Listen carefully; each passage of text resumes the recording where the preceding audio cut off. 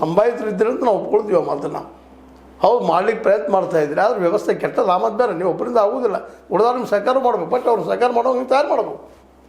ನಿಮ್ಮ ಅಟ್ಲೀಸ್ಟ್ 3 ತಾಲೂಕಿನ PKPSಗಳ ಮೂಲಕ ಆದರೂ ಮ್ಯಾಕ್ಸಿಮಮ್ ನೀವು ಪ್ರತಿ ಹಳ್ಳಿಯನ್ನು ಮಾರ್ಕೆಟ್ ಮಾಡಲಿಕ್ಕೆ ಪ್ರಯತ್ನ ಮಾಡಿದ್ದಾರೆ ಅಂದರೆ ಅಟ್ಲೀಸ್ಟ್ ರೈತಗೆ ಇನ್ನೊಂದು 4 ರೂಪಾಯಿ ಉಳಿತಾವೆ. ನೋಡಿ, ನಿಮಗೆ ನೀವು ರೈತ ಪೇಟೆ ಬಂದವರು ಸ್ವತಃ ನೀವು ಹೇಳ್ಕೊಳ್ತಾ ಇದ್ದೀರಿ, ನಾವು ರೈತ ಇದು ಎತ್ತ ಹೊಡೆದಿದ್ದೀವಿ, ಡ್ರೈವ್ ಮಾಡಿದ್ದೀವಿ ನಮ್ಮ ಟ್ರ್ಯಾಕ್ಟರ್ಗಳನ್ನ. ಕರೆ ಇದೆ, ಅದು ನೀವು ಒಂದು ಟ್ರ್ಯಾಕ್ಟರ್ ತೊಗೊಂಡು ಹೋದಾಗ ಮಾರ್ಕೆಟ್ದ ರೇಟೇ ಇರಲಿಲ್ಲ ಅಂದರೆ ನೀವು ಏನಾಗಿತ್ತು ಹಿಂದ ಅವಾಗ ಮಾರಾಟ ಹೊಂಟ್ರೆ APMC ಅಷ್ಟು ಮಾರ್ಕೆಟ್ ಬರ್ತಿರಲ್ಲ, ಇಲ್ಲೂ ಅಂತ ಪ್ರಸಂಗ ಬರ್ತಿತ್ತು.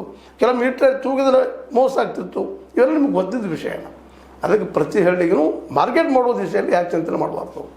ಇವೆಲ್ಲ ಇಂಥ ಮಾತಾಡೋಕ್ಕಿಂತಲೂ ಯಾವ ಮೆಟ್ಟ ತಟ್ಲಿ ಆ ಮುಂದೊಂದು ಮುಗಿದೊಂದು ಮಾತಾಡೋಕ್ಕಿಂತಲೂ ಈ ಎಲ್ಲ ಅಸಂವಿಧಾನಿಕ ಮಾತುಗಳನ್ನ ಮಾತಾಡಿ ಯಾರೋ ಮಾತಾಡಲಿ, ಇವತ್ತು ರಮೇಶ್ ಜಾರಕಿಹೊಳಿ ಅವರು ಮಾತಾಡಲಿ, ಬೇಡ ನಮ್ಮ ಲಕ್ಷ್ಮಣ ಸವದಿ ಅವರು ಮಾತಾಡಲಿ, ಯಾರು ಮಾತಾಡಲಿ ತಪ್ಪನ ಆ ದಿಶೆಯಲ್ಲಿ ಇಬ್ಬರು ನಾಯಕರು ಚಿಂತನೆ ಮಾಡಿರಿ. ರೈತರಿಗೆ ಮಾರ್ಕೆಟ್ ಕೊಡಿಸುವಂಥದ್ದು, ರೈತರಿಗೆ ಸರಿಯಾದ ರೇಟಲ್ಲಿ ಗೊಬ್ಬರ ಅಂತಿಂದು ಬರ್ಲಿಕ್ಕೆ ಬಂದದ.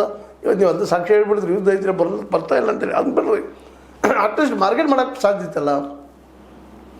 ಪ್ರತಿಯೊಂದು ಹಳ್ಳಿಗೂ ಅಲ್ಲಿ ಬೆಳೆಯುವಂಥ ಬೆಳೆಗೆ ರಕ್ಷಣೆ ಮಾಡಿಡೋದಕ್ಕೆ ನೀವು ಗೋಡೌನ್ ಮಾಡಿದ್ದಾರೆ ಅಂದರೆ ಎಲ್ಲಿ ಗೋಡೌನ್ ಅಂತೇಳಿ ಬಂದು ಒಯ್ತಾರೆ ವ್ಯಾಪಾರಿಗಳು.